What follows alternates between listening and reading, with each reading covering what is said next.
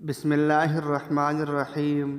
عورت ایک ایسا مہلک ہتھیار ہے جو دنیا کو پاگل کر سکتا ہے سوائے اس کے جس سے وہ محبت کرتی ہے۔ دولت ایک ایسی چیز ہے کہ پاس موجود ہو تو سب تعظیم کرنے کو دوڑتے ہیں اور جب چلی جائے تو سب کاٹنے کو دوڑتے ہیں۔